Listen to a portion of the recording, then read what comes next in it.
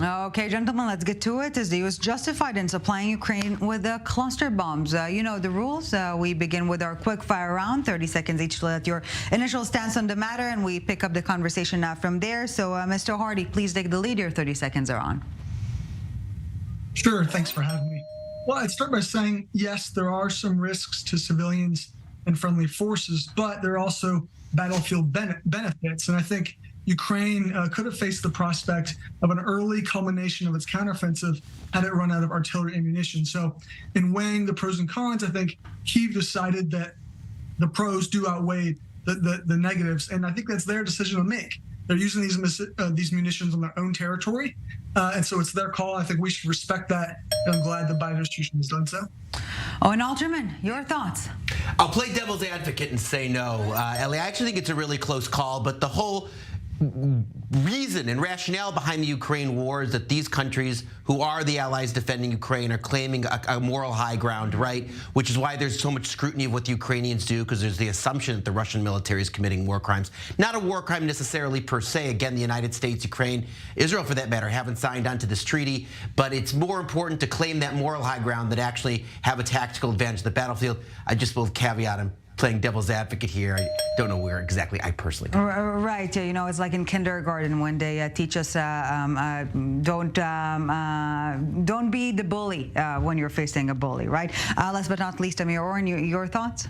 The CBUs, the cluster bomb units, have been perfected when armor units were the better adversary of infantry, and the armor was in mass formations.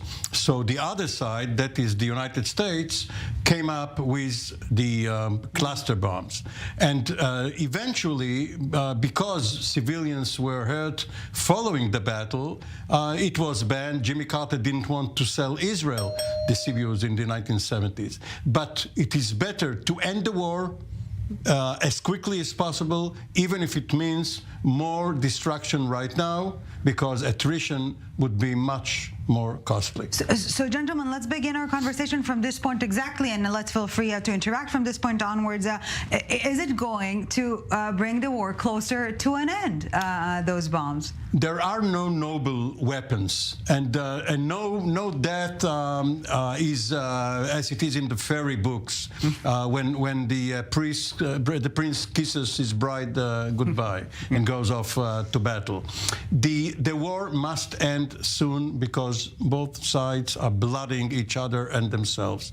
And if this counteroffensive dwindles and the Russians gain the upper hand, it will not end this year. So yes, it is better to have this painful, and one may say clusterphobia right now, than have it go on and on. So, Mr. Hardie, indeed a battlefield game changer, and what does it tell us about the state of the counteroffensive not going as they hoped it will? Well, I think it's safe to say the counteroffensive is going slower than some had hoped, certainly myself. I think that's partly because of Russia's pre-prepared defensive fortification, minefield, et cetera. And I think these cluster munitions will be really useful against those dug-in Russian forces. So I think that's part of the rationale for sending them now. And in fact, I think that these Depika munitions are really among some of the more effective munitions that we can send Ukraine because they'll be effective against those dug-in forces and sort of help Ukraine overcome that obstacle. It's good in open areas, not in urban areas and not in forests or other places where the Russians now try to dig in and hide. But there are so many other types of ammunition which the Ukrainians lack or which is not standardized, because the various NATO forces use their own ammunition. NATO does try to have interoperability, but it's very difficult to train the Ukrainian army, to bring it up to par in so short a time. Let me play devil's advocate, right? Because it's not only about winning the war tactically on the battlefield. This is a battle of systems, right? The outcome of this war isn't only going to be determined by who gets a few more kilometers or miles of territory in Ukraine. It's going to be determined who comes out on top by which system is proven to be better and gets more momentum from the war and gets more strength. And one of the great achievements, Ellie and all of us, of the NATO alliance and of the West over the course of this war is staying united, right? Being able to claim that moral high ground, being able to put a spotlight on Russia's system and on Russian conduct in Ukraine. And anything that taints that could taint the ultimate achievement of the war and the ultimate payoff from the war, whatever happens on the battlefield. And on the flip side of that, Owen, not just the U.S. perhaps risking the its moral leadership, if you will, is it also, to an extent, strengthening the Russian stance? Is it pushing Russia to the nuclear option? Well, listen, I mean, I look at it, I think the real risk, again, for the West is not necessarily that, but is the propaganda win, right? The Russians are going to take anything that the West does and try to use it to their advantage in information warfare. But this could potentially give them a kind of gift. There's a wide world to be won, right? Public opinion across the global South and not only, right? And that's the real playing field for this, not necessarily just the front lines in eastern or southern Ukraine, although of course those are important. And of course, as Amir Oren said, there are real people suffering from this war, and it's important to take that into consideration. But in the geopolitical terms and in the geopolitical arena, what's going to determine the outcome of the war and who comes out on top is which system comes out on top. And the great advantage of the West is its moral high ground. But Mr. Devil's advocate, it's not really moral, it's moralistic. It's a battle for survival, and the Ukrainians have blown up a bridge, the Russians have blown up a dam in retaliation. These are two very tenacious peoples. But the Russians haven't blown up the unity of the West, and that's been the great staying power, right? And has given the West a sense of identity and vigor and potentially momentum to carry forward. It won't be blown up by cluster bombs. Well, but isn't it suggesting, Mr. Hardie, that in some cases being immoral is actually moral? Well, I wouldn't really necessarily call this immoral. The Ukrainians have made clear they're going to try to use these in places where civilians are not there. The battlefield is already littered with unexploded ordnance. So this isn't really a departure in kind from what the challenge Ukraine is going to already have to deal with. And I'll just add that, yes, to my colleague's point, the information war is absolutely important. But, ultimately, you can't win the war if you have nothing to shoot. I think the Biden administration's decision here came down to the fact that, look, U.S. Ammo stockpiles are dwindling. We need to supply Ukraine with more ammo. The sort of timetable that we had calculated for how much ammunition Ukraine would need is probably getting extended because the counteroffensive is dragging on. So we're going to have to give them something, right? And so this is what we turn to as a last resort. It really was a self-imposed restraint because of scruples. Other administrations, other presidents may not have gone into such deliberations. This is not Vietnam. This is not Agent Orange. This is within the conventional warfare doctrine, even though many governments have decided not to use it because they fear for the safety of their own populations. But nonetheless, serious opposition from within the West, right? From among people who want Ukraine to win, who want the West to win, right?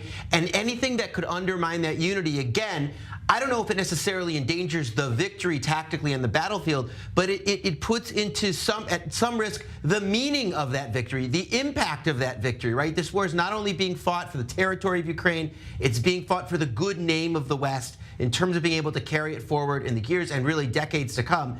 I will just say, just stepping back as a matter of commentary, not for the first time in this war, Ellie, you see a contrast and a need to choose between the tactical needs of the battlefield and the wider geopolitical needs. And I have to say, it's not always an easy call. It's often a close call, and we have yet another example. All weapon systems are innately bad. The CBUs have been vilified more than others, but it's a matter of degree. And yet, Amir Oren, doesn't it present some sort of a slippery slope in terms of legitimizing the violation of international consensus? Because there seems to be an international consensus on how bad cluster bombs are. There's not a lot of ground to sleep into We're anymore. already at the abyss. It's conventional and sometimes sub-conventional. It won't go unconventional. That is nuclear, biological, or chemical. Mr. Hardie. Yeah, like I would just say that both sides have already used these munitions in the war, so we're not really breaking normative ground. And to the point about intra-alliance unity, from my opinion, I think that the response from Germany, UK, France, and others was actually fairly muted. I mean, what they basically said once the decision was officially announced was, well, we don't like it, we're not going to join, but you got to do what you have to do. I think France said something exactly along those lines. So I don't think the hit to alliance unity will be so severe. Yeah, Owen, you're wrap it up for us before we take a break and bid you farewell. Listen, it is about those governments, right? That is true, but it's not only about those governments. It's about publics within the West, but just as importantly outside of it. And this is a sensitive time. It's always a sensitive time with the Ukraine war. And one would hope and imagine that the West has been able to make gains in terms of its soft power over the course of the conflict, given the Russian system and given Russian behavior. That's the core argument the West is making to itself and to the wider world. Anything that undermines it puts that at least at some risk. The war will not be won by soft power. Yeah, and maybe again, But if it's won by hard power and there is no soft power, then the hard power won't have much impact outside Ukraine. And on that note, gentlemen, perhaps the mere conversation over morality during war is somewhat moralistic or at least redundant. But we will hold our thoughts right there because we do need to take a break. Mr. John Hardie, Mr. Amir Oren, you're staying with us. Owen Alterman, i24 News Senior Diplomatic and International Affairs Correspondent. Thank you so very much for this. A few minutes and we get back to part 2 of our summit. Do not go anywhere.